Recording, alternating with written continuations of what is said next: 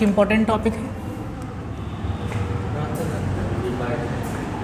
Electron affinity, Hindi में बोलते हैं इसे इलेक्ट्रॉन बंधुता, इलेक्ट्रॉन बंधुता, ठीक है। इसी को एक और नाम दिया जाता है electron gain enthalpy, electron gain enthalpy, ठीक है, इलेक्ट्रॉन गेन एंथैल्पी। देखिए होता क्या है, क्या होता है, और एक ये इम्पॉर्टेंट टॉपिक है, एग्ज़ाम के पॉइंट ऑफ व्यू से बहुत ज़्यादा इम्पॉर्टेंट होता है इलेक्ट्रॉन एफिनिटी या फिर इलेक्ट्रॉन गेन एंथैल्पी। देखिए होता क्या है, बहुत सारे कंपाउंड्स, बहुत सारे एटम ऐसे होते हैं जिनको इलेक्ट्रॉन्स की चाहत होती है, यानी वो इलेक्ट्रॉन्स किसी से भी लेने की टेंडेंसी रखते हैं। कोई भी एटम इलेक्ट्रॉन लेता क्यों किसी से, क्योंकि वो उसे अपना ऑक्टेट कंप्लीट करना होता है। जिस एटम का अपना ऑक्टेट यानी अष्टक उसका कंप्लीट हो जाता है वो कैसा हो जाता है, स्टेबलाइज हो जाता है, स्टेबल हो जाता है। इस वजह से स्पेशली जो मेन ग्रुप एलिमेंट हैं जैसे एस ब्लॉक के और पी ब्लॉक के तत्व हैं वो सब चाहते हैं कि उनका ऑक्टेट पूरा हो जाए, इससे वो स्टेबल हो जाएं, और स्टेबल हो जाएंगे तो आसानी से किसी के साथ रिएक्ट नहीं कर सकते हैं।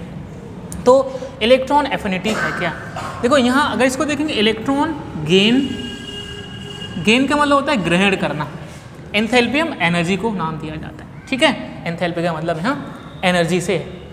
अब कोई भी हमने एलिमेंट लिया, कोई एक मान लीजिए हमने कोई एक एटम लिया, राइट, एटम ए है, इसमें हमने एक इलेक्ट्रॉन ऐड किया, इसमें हमने एक इलेक्ट्रॉन ऐड किया।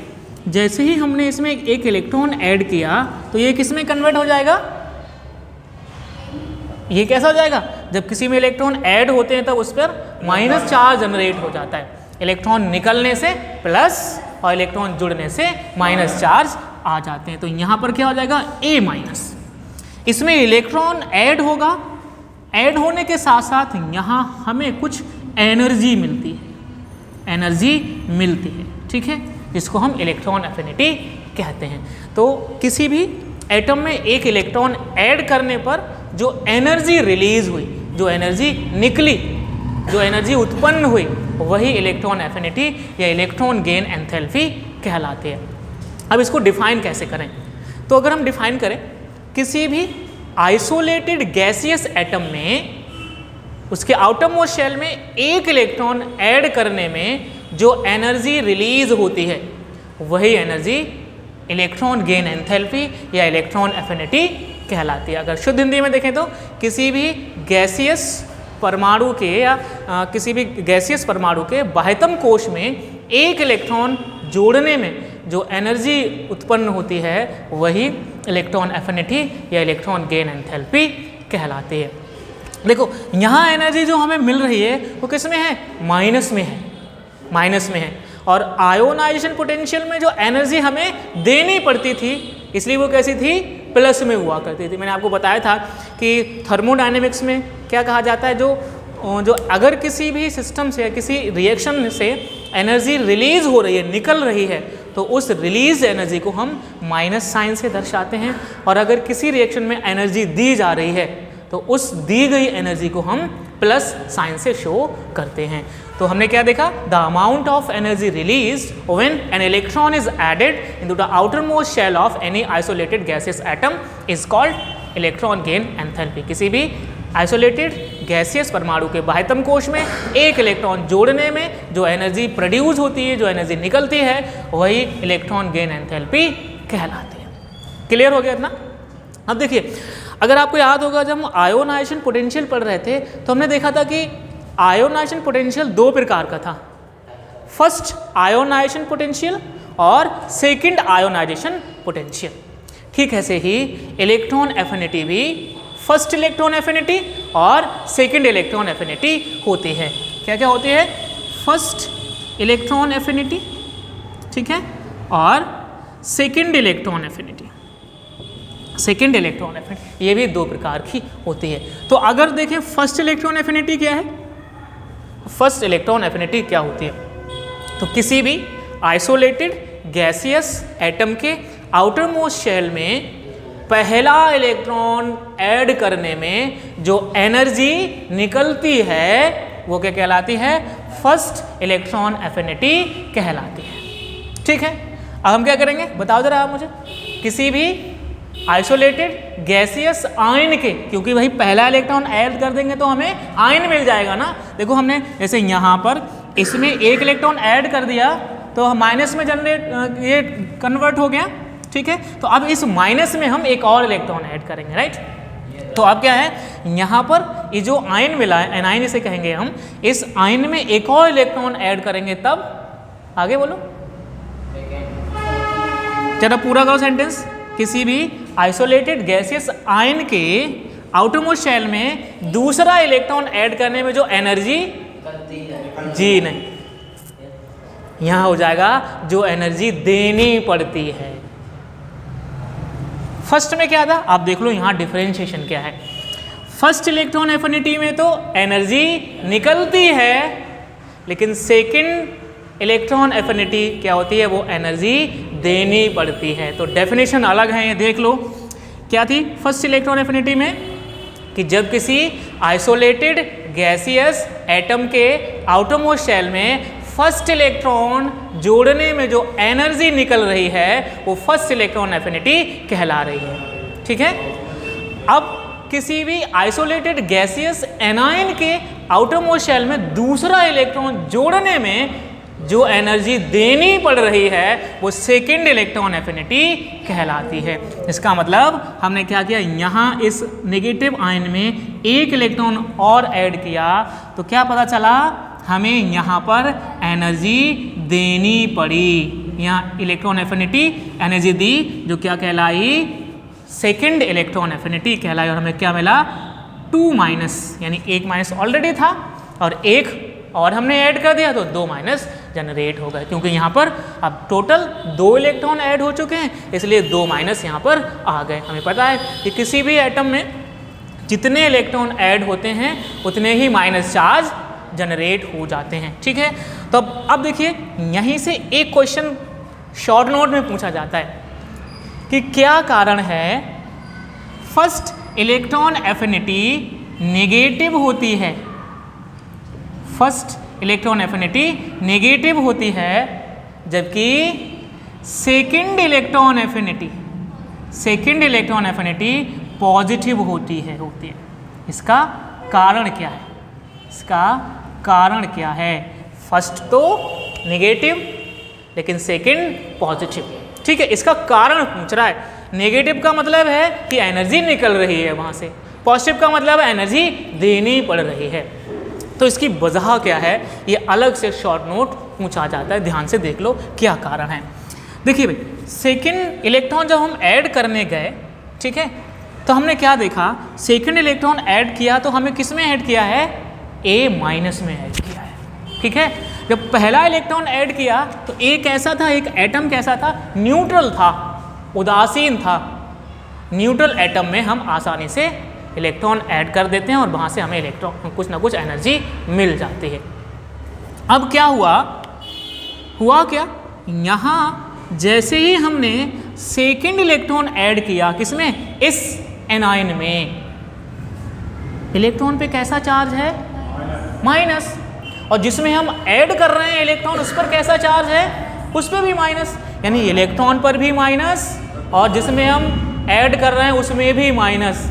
तो माइनस माइनस रिपल्शन हो जाएंगे, माइनस माइनस रिपल्शन हो जाएंगे। ये मैथमेटिक्स में जुड़ता है, माइनस माइनस केमिस्ट्री में रिपल्शन होता है, प्रतिकर्षण होता है। ठीक है, तो चूंकि यहाँ भी माइनस यहाँ भी माइनस, और हमें पता है सेम चार्ज, एक समान आवेश हमेशा एक दूसरे को प्रतिकर्षित करते हैं। हमने तो कहा भैया जुड़ जाओ, ये कह रहे हैं मुझ पे भी माइनस इस पे भी माइनस, मैं कैसे जुड़ जाऊँ, लेकिन हमें तो दूसरा इलेक्ट्रॉन जोड़ना है, उसमें ऐड करना है, तो हमें क्या करना पड़ेगा कि ये जो रिपल्शन हो रहा है इस रिपल्शन को हमें ख़त्म करना है।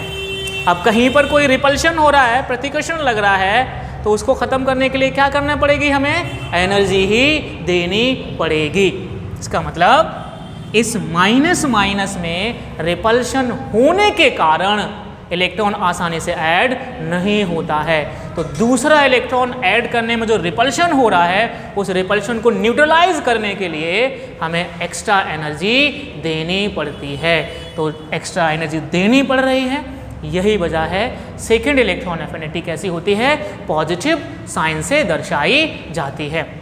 ठीक है, इसे और फर्स्ट तो कैसी होती है, नेगेटिव होती है, क्योंकि वहाँ एनर्जी निकल रही होती है। ठीक है, अब देखो भाई, अगर कोई एग्जांपल लेके देखें, देखो क्या होता है, कभी किसी कंटेनर में कुछ सामान भरा हमने, ठीक है, कई बार ऐसा होता है कि भाई चक्की से गेहूँ पिसा कर लाए, गेहूँ का क्या बनता है, आटा बनता है। आटे में जो आटा लेकर आए हैं, किसी ना किसी कंटेनर में किया जाता है, वो करते हैं नहीं करते हैं, ये ऐसे रख देते हैं, बोरी पिसा के लाए वैसा रख दिया, कोई ना कोई कंटेनर किसी रखने का बर्तन होता है, छोटा है बड़ा जो भी होता होगा, उसमें हम करते। हमने क्या किया, पूरा उसमें लौट दिया, कंटेनर आपका पूरा भर गया, लेकिन अभी भी आपकी बोरी में कुछ आटा बचा हुआ है। अब आप क्या करोगे, क्या करोगे, कुछ नहीं करोगे। हाँ, अब आपको इसी में और ऐड करना है। देखो पहले तो आपने आसानी से ऐड कर दिया, क्यों, खाली था, अब वो भर चुका है। अब आप क्या करोगे, इसको दबाओगे, दबाने में एनर्जी खर्च करोगे नहीं करोगे। अब दोबारा से जो बचा हुआ आटा आप ऐड करोगे तो आपको उसमें पुश करना पड़ेगा, तो नीचे चला जाएगा, फिर खाली हो जाएगा, फिर आप आसानी से ऐड कर दोगे। ठीक है, ऐसी अगर कोई, हमने कहा आपसे कोई गेट खोलिए, ठीक है, मान लीजिए यही गेट है, जब बिल्कुल आसानी से खड़ा हुआ है, कोई नहीं है, तो आप गेट आसानी से खोल देते हो। ठीक है, अब अगर किसी ने पीछे से रोक रखा है उस गेट के लिए, अब आपको खोलना है, तब क्या करोगे, पहले के मुकाबले कम एनर्जी दोगे या ज़्यादा दोगे। सिंपल सी चीज़ है, क्योंकि पहले तो जो पीछे किसी ने रोक रखा है उसकी एनर्जी को न्यूट्रलाइज करेंगे हम, फिर जाकर हम एनर्जी लगाएंगे। ठीक है, तो इस तरह से यहाँ पर क्या हो रहा है, रिपल्शन हो रहा है, रिपल्शन को न्यूट्रलाइज करने के लिए हमें एनर्जी देनी पड़ती है, इसीलिए वो पॉजिटिव साइन से इंडिकेट की जाती है। राइट, अच्छा एक शब्द यूज़ कर रहे हैं हम, आइसोलेटेड। आइसोलेटेड का मतलब पृथक, इसका क्या मतलब है, इलेक्ट्रॉन जब ऐड करते हैं हम, आइसोलेट यानी बिल्कुल अलग एटम हो। जैसे अगर हमने क्लोरीन में ऐड करना तो सिर्फ क्लोरीन हो, ऐसा नहीं है कि भाई क्लोरीन जो है ना NaCl के साथ जुड़ा हुआ है उसमें इलेक्ट्रॉन ऐड करने जाना ही, ऐसा हम नहीं कर सकते। आइसोलेटेड होना चाहिए, पृथक होना चाहिए, और गैसियस स्टेट में होना चाहिए। आप कौन ना सॉलिड स्टेट में, लिक्विड स्टेट में ऐड कर दो, नहीं कर सकते। गैसियस स्टेट में ही हम इलेक्ट्रॉन ऐड कर सकते हैं और इलेक्ट्रॉन निकाल सकते हैं। ठीक है, तो इस तरह से फर्स्ट इलेक्ट्रॉन एफिनिटी और सेकेंड इलेक्ट्रॉन एफिनिटी हमें पता चल गई। फर्स्ट कैसी होती है, नेगेटिव होती है, और सेकेंड कैसी होती है, पॉजिटिव होती है, क्योंकि यहाँ निकल रही है। ठीक है, ये भी, इनको भी हम पढ़ते हैं कि इनको प्रभावित करने वाले कारक कौन कौन से होते हैं। ठीक है, इलेक्ट्रॉन एफिनिटी को इफेक्ट करने वाले कारक कौन कौन से फैक्टर्स हैं जो इलेक्ट्रॉन एफिनिटी को इफेक्ट करते हैं। क्वेश्चन पूरा ऐसे ही पूछा जाता है कि भाई व्हाट इज इलेक्ट्रॉन एफिनिटी, इसके टाइप पूछेगा और इसको इफेक्ट करने वाले कारक बताइए, और पीरियडिक टेबल में कैसे चेंज होती है ये भी हमें बताना होता है। ठीक है, तो अब हम बात करेंगे पहले factors affecting, factors affecting electron affinity, short में लिख दिया हमने, फैक्टर्स अफेक्टिंग इलेक्ट्रॉन एफिनिटी। पहला है एटॉमिक साइज, ठीक है, या फिर साइज कुछ भी कहना, एटॉमिक साइज। ठीक है, एटॉमिक साइज कैसे इफेक्ट करता है, देखिए भाई एक चीज ध्यान रखना, जितना ज़्यादा अट्रैक्शन होगा कहीं पर, जितना ज़्यादा अट्रैक्शन होगा इलेक्ट्रॉन एफिनिटी उतनी ही ज़्यादा होगी, और अट्रैक्शन जितना कम होगा इलेक्ट्रॉन एफिनिटी उतनी ही कम होगी। ठीक है, कैसे, हमने ना आपसे क्या किया, एक कोई कंकड़ लिया, ठीक है, इसको किसी धागे में बांध दिया। ठीक है, हमने आपसे कहा इस कंकड़ को अपने बिल्कुल सामने रखे, पकड़ के खींचो बहुत तेज। आप धीमे खींचोगे आपके लगेगा आकर, लगेगा लेकिन धीमे लगेगा। हमने कहा उसको बहुत तेज खींचो, तो आपको वो कंकड़ आपकी तरफ बहुत तेज लगेगा आकर, यानी जितनी तेजी से आपने खींचा उतनी ही ज़्यादा तेज़ लगेगा, यानी उतनी ही ज़्यादा प्रेशर डेवलप होगा, उतनी ज़्यादा एनर्जी रिलीज होगी, उतनी ज़्यादा हमें दर्द महसूस होगा। यानी जितनी तेज़ी से अट्रैक्ट किया हमने उतना ही ज़्यादा तेज़ हमें लगता है आकर। तो कोई भी इलेक्ट्रॉन जब हम ऐड करते हैं, अगर उसको अट्रैक्ट करने की पावर ज़्यादा है तो वहाँ इलेक्ट्रॉन एफिनिटी भी सबसे ज़्यादा होगी। ठीक है, साइज़ की बात करते हैं, एटॉमिक साइज़। एटॉमिक साइज़ जितना ज़्यादा होगा इलेक्ट्रॉन एफिनिटी उतनी ही कम होगी। एटॉमिक साइज बढ़ने से इलेक्ट्रॉन एफिनिटी कम होती है। कैसे कम होती है? देखो भाई, अगर मान लीजिए हमारे पास ये न्यूक्लियस, हमने कोई से भी 3 न्यूक्लियस बना दें किन्हीं भी एटम्स की, ठीक है। हमने क्या कंसीडर कर लिया कि इस वाले न्यूक्लियस के आसपास सिर्फ एक शेल है, इसका इलेक्ट्रॉन यहाँ पर है, ठीक है, जो हम ऐड कर रहे हैं। इस वाले न्यूक्लियस के आसपास 2 शेल हैं और ये ऐड होने वाला इलेक्ट्रॉन यहाँ पर है, और इस वाले न्यूक्लियस के आसपास 3 शेल हैं और ऐड होने वाला इलेक्ट्रॉन यहाँ पर है, ठीक है। आप मुझे बताइए कौन से इलेक्ट्रॉन पर ज़्यादा अट्रैक्शन फोर्स लगेगा? कौन से वाले पर? इस वाले पर, फर्स्ट वाले पर ना, क्योंकि भाई हम देख पा रहे हैं साइज छोटा है, जिस वजह से न्यूक्लियस और इलेक्ट्रॉन के बीच में डिस्टेंस कम है, और डिस्टेंस कम होगी तो अट्रैक्शन ज़्यादा होगा, और अट्रैक्शन ज़्यादा होगा तो इलेक्ट्रॉन एफिनिटी बढ़ जाएगी।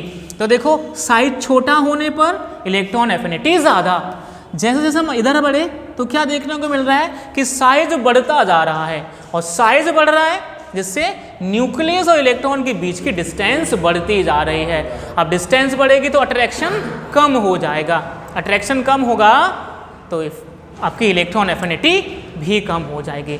मैंने आपको बताया था शुरू में कि इलेक्ट्रॉन एफिनिटी उतनी ही ज़्यादा होगी जितना अट्रैक्शन ज़्यादा होगा। तो साइज बढ़ने से डिस्टेंस बढ़ती है न्यूक्लियस और इलेक्ट्रॉन में, और डिस्टेंस बढ़ने से अट्रैक्शन कम होता है। अट्रैक्शन कम होगा तो इलेक्ट्रॉन एफिनिटी की वैल्यू भी कम हो जाती है। तो देखो भाई, जैसे जैसे साइज बढ़ा वैसे वैसे इलेक्ट्रॉन एफिनिटी की वैल्यू कम हो गई। इसका मतलब साइज ज़्यादा तो इलेक्ट्रॉन एफिनिटी कम। तो क्या पता चला हमें? इलेक्ट्रॉन एफिनिटी साइज के कैसी है? Inversely proportional to size. ये तो है व्युत्क्रमानुपाती, क्योंकि कि साइज बढ़ रहा है तो ये घट रही है, ठीक है, साइज घट रहा है तो ये बढ़ रही है, यानी कैसा ऑपोजिट असर देखने को मिल रहा है। इसलिए हम कह सकते हैं electron affinity inversely proportional to the size.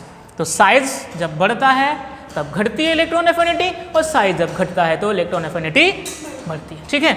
Okay, next क्या है? नेक्स्ट फैक्टर क्या कहता है? नेक्स्ट फैक्टर है nuclear charge. Nuclear charge, nuclear charge, नाभिकीय आवेश, ठीक है। अब देखो भाई, नाभिकीय आवेश, न्यूक्लियर चार्ज, हमें पता है इलेक्ट्रॉन को खींचता कौन है पकड़ के? भाई न्यूक्लियस से अट्रैक्ट करता है। अब न्यूक्लियस की पावर ज़्यादा होगी, उस पर चार्ज ज़्यादा होगा, इसका मतलब अट्रैक्ट करने की कैपेसिटी भी ज़्यादा हो जाएगी, उसकी अट्रैक्ट करने की पावर भी बढ़ जाएगी। इसका मतलब जैसे जैसे न्यूक्लियर चार्ज बढ़ता है वैसे वैसे इलेक्ट्रॉन एफिनिटी भी बढ़ती है, क्योंकि इफेक्टिव न्यूक्लियर चार्ज बढ़ने से या फिर न्यूक्लियर चार्ज बढ़ने से इलेक्ट्रॉन को अट्रैक्ट करने की कैपेसिटी बढ़ती जाती है, और इलेक्ट्रॉन अट्रैक्ट करने की कैपेसिटी बढ़ेगी तो इफेक्टिव न्यूक्लियर चार्ज मतलब आपकी इलेक्ट्रॉन एफिनिटी भी बढ़ती जाएगी, ठीक है। जैसे कोई भी हमने एक ले लिया, कुछ एलिमेंट ले लिया, जैसे हमने lithium, beryllium, boron, carbon, nitrogen और ऑक्सीजन, और ये फ्लोरीन ले लिया, ठीक है। ये हमने सेकेंड पीरियड के एलिमेंट्स ले लिए, सेकेंड पीरियड, ठीक है। सेकेंड पीरियड है, सेकेंड पीरियड। लिथियम का ऑटोमिक नंबर 3 होता है, 4, 5, 6, 7, 8 और 9, ठीक है। ये 9 एटॉमिक नंबर है। फिर से वही कि भाई कितने प्रोटॉन्स होंगे?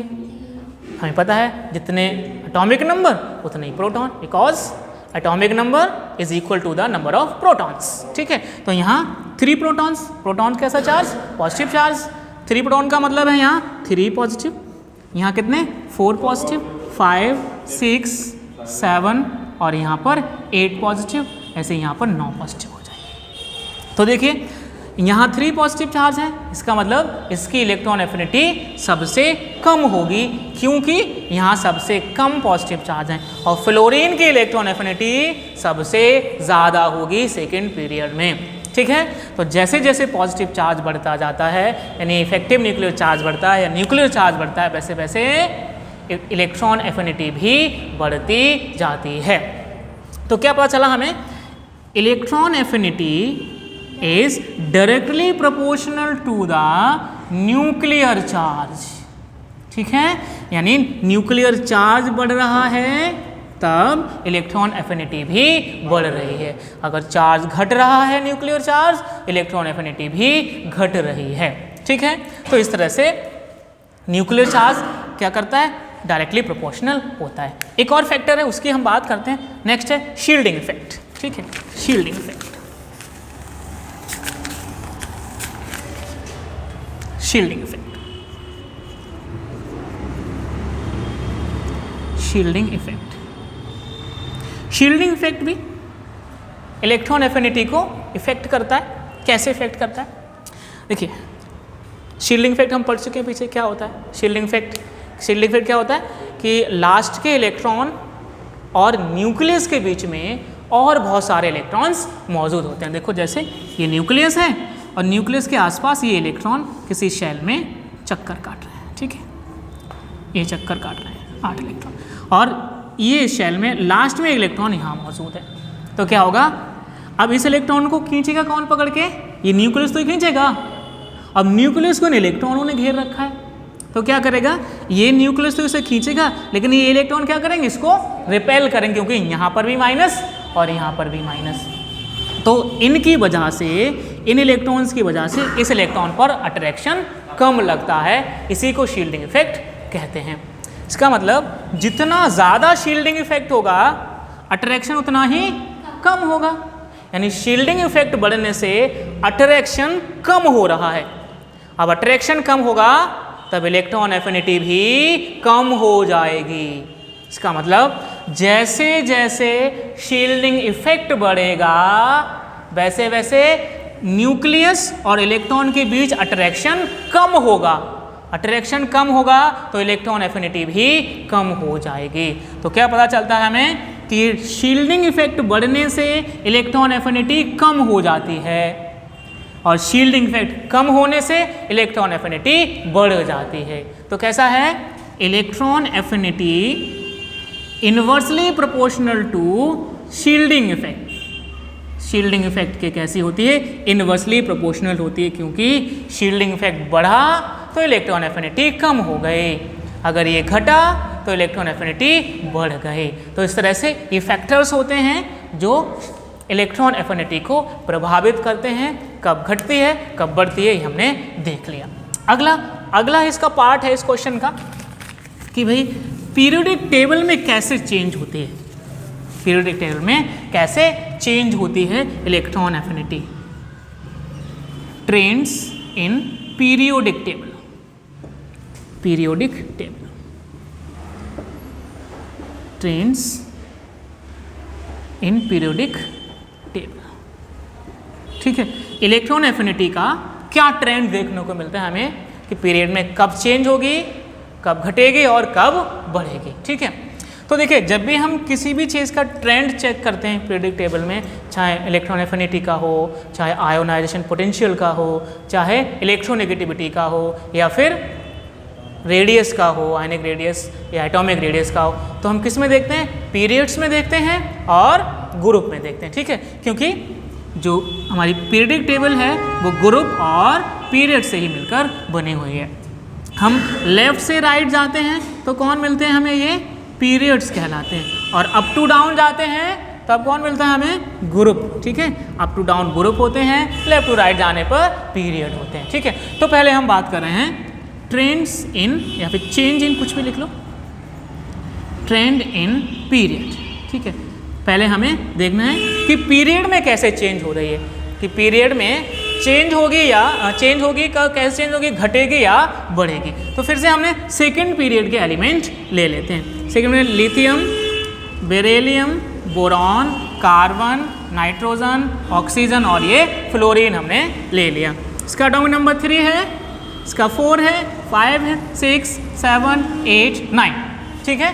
अब देखो हमें पता है कि जैसे जैसे हम किसी पीरियड में लेफ्ट से राइट जाते हैं वैसे वैसे इफेक्टिव न्यूक्लियर चार्ज बढ़ता जाता है। हमने अभी देखा है कि यहाँ पर 3 पॉजिटिव होंगे, यहाँ 4 होंगे, यहाँ 5 होंगे, यहाँ 6, यहाँ 7, यहाँ 8 और यहाँ 9। यानी जैसे जैसे हम लेफ्ट से राइट मूव कर रहे हैं, सेकेंड पीरियड में लिथियम से फ्लोरीन की ओर मूव कर रहे हैं, वैसे वैसे क्या हो रहा है, पॉजिटिव चार्ज इंक्रीज हो रहा है, बढ़ रहा है, लेकिन नंबर ऑफ शेल कांस्टेंट होते हैं। यहाँ पर भी 2 शेल हैं टोटल, यहाँ पर भी और फ्लोरीन में भी टोटल 2 ही शेल। देखो अगर देखें इसका लिखें तो क्या हो जाएगा 1s2 2s1। ठीक है, 3 है। अगर फ्लोरीन लिखे देखें तो 1s2 2s2 और 2p5।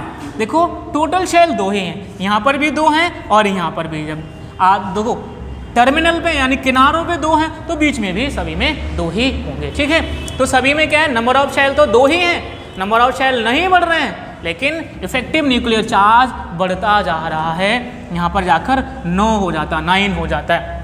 और हमें पता है जैसे जैसे इफेक्टिव न्यूक्लियर चार्ज बढ़ता है वैसे वैसे इलेक्ट्रॉन एफिनिटी बढ़ जाती है, क्योंकि अभी हमने देखा है electron affinity directly proportional to the effective nuclear charge. तो देखो भाई जैसे जैसे हम लेफ्ट टू राइट मूव किए वैसे वैसे पता चला इफेक्टिव न्यूक्लियर चार्ज बढ़ता जा रहा है। इफेक्टिव न्यूक्लियर चार्ज बढ़ेगा तब इलेक्ट्रॉन एफिनिटी भी बढ़ जाएगी। इसका मतलब पीरियड में लेफ्ट से राइट जाने पर जनरली इलेक्ट्रॉन एफिनिटी की वैल्यू बढ़ती जाती है। क्यों बढ़ती है? क्योंकि एटॉमिक नंबर बढ़ने के साथ साथ नंबर ऑफ शेल तो कांस्टेंट रहते हैं, लेकिन इफेक्टिव न्यूक्लियर चार्ज बढ़ता जाता है, जिस कारण इलेक्ट्रॉन एफिनिटी भी बढ़ती जाती है। ठीक है, क्लियर हो गया ये? अब हम बात कर लेते हैं ट्रेंड इन अ ग्रुप। ठीक है, ट्रेंड इन अ ग्रुप। ठीक है, ग्रुप में कैसे चेंज होती है ग्रुप। देखिए कोई हम ग्रुप ले लेते हैं, सेकेंडरी ग्रुप उठा लेते हैं। ठीक है, यहाँ हमने ये ले लिया सेकेंडरी ग्रुप। सेकेंडरी ग्रुप में कौन है? Hydrogen, lithium, sodium, potassium, rubidium, caesium और ये फ्रेंशियम। ये आपके सेकेंडरी ग्रुप कहलाता है। एटॉमिक नंबर इसका 1, 3। ठीक है, हाइड्रोजन का 1 होता है, 1, 3, इसका 11, 19 और इसका 37, 55 और ये इसका 87 हो जाता है। ठीक है, अब देखो होता क्या है, अगर हम ग्रुप में ट्रेंड चेक करें तो जैसे जैसे हम ग्रुप में अप टू डाउन जाते हैं वैसे वैसे इलेक्ट्रॉन एफिनिटी की वैल्यू जनरली घटती जाती है। पीरियड में तो बढ़ी लेकिन ग्रुप में घटती है। क्यों घटती है? जैसे जैसे हम मूव करते हैं अप टू डाउन ग्रुप में वैसे वैसे एटॉमिक नंबर बढ़ने के साथ साथ नंबर ऑफ शेल बढ़ते हैं। नंबर ऑफ शेल बढ़ते हैं जिससे उनका साइज बढ़ जाता है, और साइज बढ़ेगा तो अट्रैक्शन कम हो जाएगा न्यूक्लियस और इलेक्ट्रॉन के बीच में। अट्रैक्शन कम होगा तो इलेक्ट्रॉन एफिनिटी भी कम हो जाएगी। देखो भाई कैसे साइज कम होता है। हाइड्रोजन लिया हमने यहाँ 1s1। ठीक है, यहाँ पर क्या हो जाएगा 1s1 2s1, 1s2 2s1, यहाँ पर 1s2 2s2 2p1। ऐसे यहाँ जाएंगे तो लास्ट में 2s1, यहाँ पर 1s2 2s2 2p6 और ये 3s1। यहाँ लास्ट में 4s1 हो जाएगा, यहाँ लास्ट में 5s1 हो जाएगा और यहाँ लास्ट में 6s1 हो जाएगा। ठीक है, 1 2 3 4 5 6। ठीक है, 6s1 हो गया। कुछ है क्या? देखो यहाँ 1s1 2s1 3s1 4s1 5s, कुछ रह गया एक 1 2 3 4 5 6 1 2 3।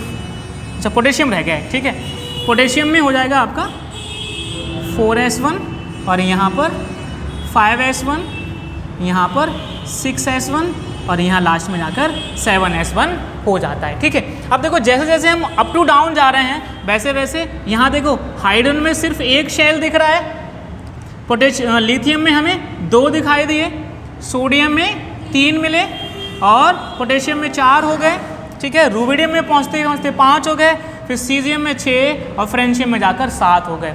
यानी हम देख रहे हैं लगातार नंबर ऑफ शेल बढ़ते जा रहे हैं। अब भाई शेल बढ़ेंगे तो साइज बढ़ जाएगा ऑटोमेटिकली। देखो भाई हाइड्रोजन में इकलौता शेल है, न्यूक्लियस और ये शेल। सोडियम आपका लिथियम में कितने हैं? 2 शेल हैं, पहला दूसरा। सोडियम में 3 है, न्यूक्लियस पहला दूसरा और ये तीसरा। अब देख लो भाई ऑटोमेटिकली साइज बढ़ता जा रहा है। आगे हम बढ़ेंगे 4 कर देंगे तो और साइज बढ़ गया, 5 शेल हो गए तो और साइज बड़ा हो गया, 6 शेल हो गए तो और 7 बढ़ने पर तो और ही ज़्यादा बड़ा साइज हो जाता है। तो जैसे जैसे अप टू डाउन जा रहे हैं ग्रुप में, वैसे वैसे क्या हो रहा है? एटॉमिक साइज बढ़ रहा है, और एटॉमिक साइज बढ़ रहा है तो न्यूक्लियस और इलेक्ट्रॉन के बीच में डिस्टेंस कम होती जा रही है। अब डिस्टेंस कम नहीं, सॉरी, बढ़ रही है, ठीक है। डिस्टेंस बढ़ती जा रही है, डिस्टेंस बढ़ेगी तो अट्रैक्शन कम होगा, अट्रैक्शन बढ़ेगा, अट्रैक्शन कम होगा तब जाकर इलेक्ट्रॉन एफिनिटी आपकी कम हो जाएगी, ठीक है। तो साइज बढ़ने से इलेक्ट्रॉन एफिनिटी हमें पता है कम होती है। तो ग्रुप में अप टू डाउन जाने पर साइज बढ़ता है, और साइज बढ़ने से इलेक्ट्रॉन एफिनिटी की वैल्यू कम हो जाती है। तो ग्रुप में नीचे जा रहे हैं तो क्या हो रहा है? वैल्यू घट रही है, ठीक है। तो पीरियड में तो लेफ्ट टू राइट जाने पर इलेक्ट्रॉन एफिनिटी बढ़ती है, और ग्रुप में अप टू डाउन पीरियड में लेफ्ट से राइट जाने पर इलेक्ट्रॉन एफिनिटी बढ़ती है, ठीक है। और ग्रुप में अप टू डाउन जाने पर वैल्यू घटती है, ठीक है। It's all about electron affinity.